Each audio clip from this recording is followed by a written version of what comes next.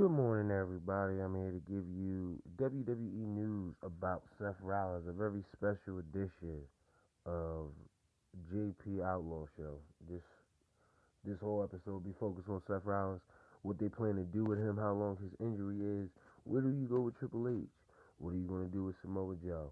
I'm here to touch on this all within 15 minutes. So, again, I'm kind of the shit. This is why you tune in to get the number one news feed as far as wrestling is concerned. And don't forget the voice that makes them moist.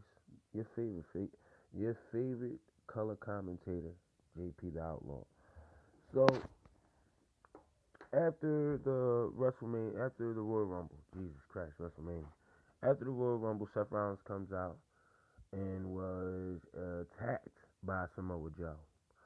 And Triple H told him that the Destroyer would be coming. Unfortunately, he fucking destroyed Seth Rollins at the most important pay-per-view for the WWE of the year. All this was supposed to be built. Seth Rollins supposed to go up against Samoa Joe at Fastlane. After Fastlane, he was going to see Triple H. And that's not saying what you was going to do with Joe. I'm pretty sure Joe was going to be in the corner at WrestleMania as far as Triple H and Seth Rollins is concerned. All weekend I've been hearing stuff. The first thing I heard was, they're gonna try. They had a meeting on Friday to see what would be the better option of booking if Seth Rollins is not better. The names that was thrown out there was Triple H versus Batista, which doesn't sound bad compared to, I believe, the other two, which is Triple H versus Shane McMahon, and then you got Triple H versus, I believe, Roman Reigns if they do not go with, which they're leaning towards Undertaker anyway, which will be on part. I'm doing the part two. This first episode will be committed to nothing but Seth Rollins. I'm a big Seth Rollins fan, and I think he's earned it. I'm tired of him breaking his body, just an outlandish way of calling him Mr. Glass. Uh, he can't stay healthy long enough to be in any of the Royal Rumbles. I think the last Royal Rumble he was in, he had the Money in the Bank, and he was only in it. No, he was actually in it. He went up against Orton, but he was only in it basically to win the title. Him and Orton had somewhat of a decent match. Curve stomp, I think, off the top rope or some cool shit like that. Randy Orton reversed the curve stomp. There we go. And just with the Triple H and Seth Rollins feud, there's so many ways you can go. I heard you could put Finn Balor into this situation, being as though Finn Balor was pretty much destroyed by fucking Seth Rollins.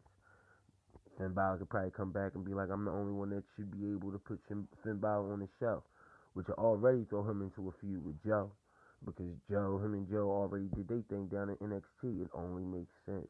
You want that better than Wrestle Kingdom 11 match? There it is right there. Samoa Joe versus Finn Balor. WrestleMania. I bet you that'd be the highlight of WrestleMania. As far as Seth Rollins go, me personally, I think he's a great competitor. I think he brings more to the table than what's been given to him in the past few months.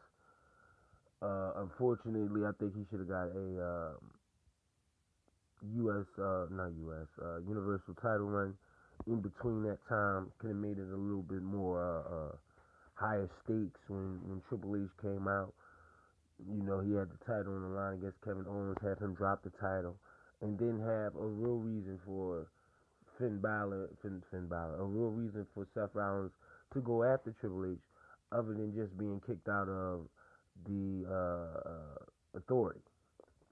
Other than that, and again, nobody has really explained why the fuck is Kevin Owens the new champion, why Kevin Owens over Triple H. I think he explained it last Monday, but even with everything that was going on, the anticipation of Joe, a lot of people said Joe was going to be on Monday's show. It got completely swept under the rug. And plus, with Seth Rollins' knee injury, it's not even being fucking brought up.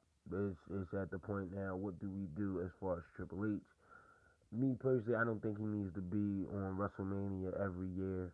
You don't really need to figure out a match for him. He's good enough. He can carry pretty much anybody put in that position to fight the authority. And you can still run the authority angle. Yes, they haven't been on TV as the authority in so long. But you know Triple H is pulling the strings on Raw just like he's pulling the strings in NXT. You could book it to where as though all sides, everybody involved benefits from Triple H winning this match.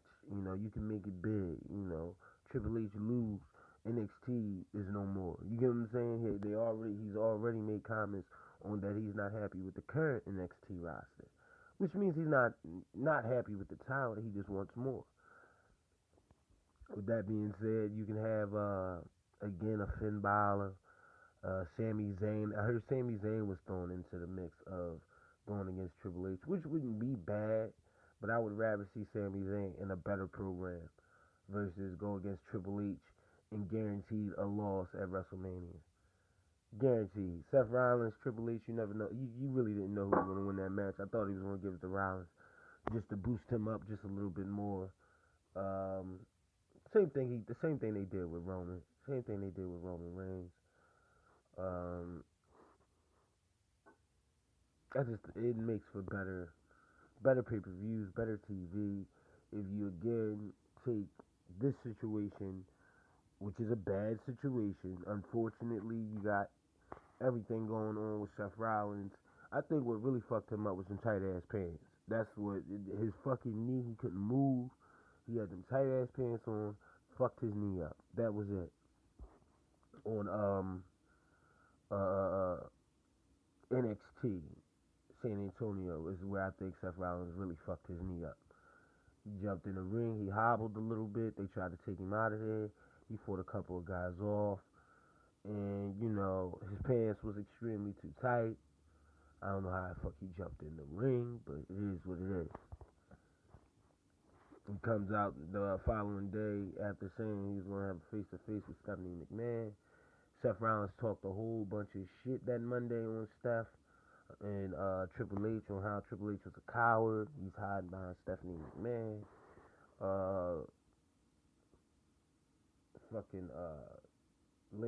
Later that night, again, Triple H comes out, tells fucking the world on why he chose Kevin Owens because, you know, Seth Rollins was too weak when he got injured. He became a babyface and all this other good shit. And, you know, pretty much fast forward 10, maybe even 10 minutes later, Samoa Joe fucks him up. There you go. Now, what I would do with H is, again, Batista I think is the best option.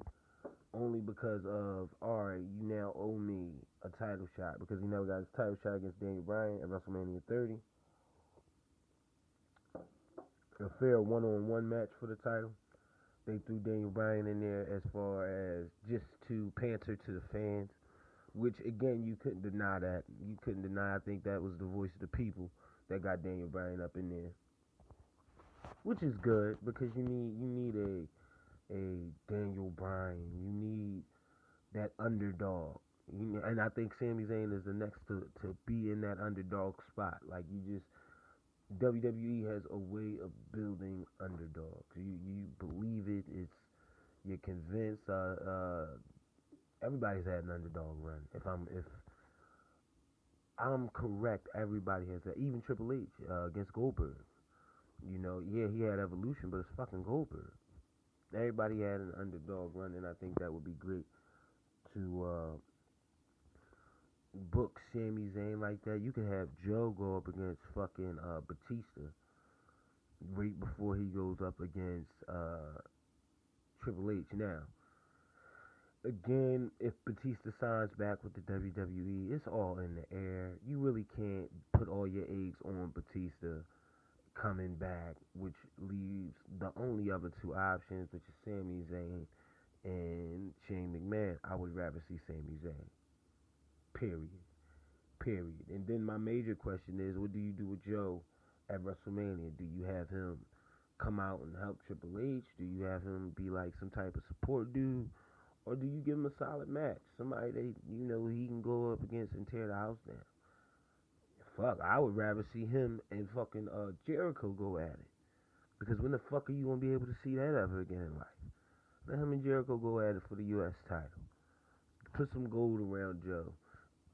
And see where it goes. That's what I would do. I'm not gonna say toss him right into the main event just yet. I would like to see him versus Roman Reigns and him beat the shit out of Roman Reigns, go 3-0 against Roman Reigns, quote unquote, to be the Superman. You can have fucking, and I'm thinking that's what they're doing with Braun Strowman. Have like Bane booking, like Doomsday booking, where he comes in and just literally destroys Roman Reigns. We don't see some Roman Reigns for a number of months, and then he comes back like fucking Superman. There you go. You gotta get Roman Reigns off of TV right now because he's not as good as the WWE would like him to be, and that's the problem as far as the fans connecting with him. They won't connect with somebody that you don't literally like. He's a basic wrestler. You don't see him do anything explosive except the spear and the Superman punch. Other than that, he is a basic wrestler. I would like to see them do something. Do something with Samoa Joe. Make sure Samoa Joe got some type of match on the WrestleMania card, even if it's kickoff show match. It's something. And as always, you know what? That's it. As far as Seth Rollins, he's supposed to be out for 8 weeks. Hopefully, he'll recover in the time of the 8 weeks, maybe even earlier, just to get back in the ring. Do you jeopardize his future for one WrestleMania? I would say no. I would say sitting down, let him come back at Extreme Rules when you know, okay, he needed what, 2 months to heal, maybe a month and 2 weeks. Give him an extra 2 months, or give him an extra 2 weeks, and make sure that he's fine. Make sure that he's 100% and he's ready to go, which are all panned out by Extreme Rules. So again, that's how I would book it. And who's to know? Kurt Angle may come back, and him and Joe could lock horns at fucking WrestleMania. I would like to see that. Leave a comment down below. Who would you like to see Samoa Joe go up against? What do you think that they'll do for Seth Rollins and Triple H feud going into the future of WrestleMania? As always, like, follow, subscribe. I'm putting the best of the Elimination Chamber match together. That'll be up there probably later today. And I'm going to give you also another WWE News Part 2. Just news that I've heard circling around. Asuka is in striking distance of breaking Finn Balor's and also Paige record of being the longest reigning singles champion. So, we'll report on that.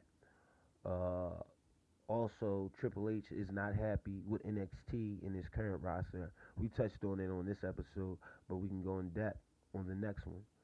And also, what the fuck are you doing with Undertaker? Is it going to be Undertaker versus Roman Reigns? I hope not. I hope not. WWE, you're fucking up. You're fucking up. But as we move forward, and again, as we move forward together, you'll be getting this probably sometime later today, along with the Elimination Chamber match best of series, which again will showcase the best Elimination Chambers thus far. You'll get that later today.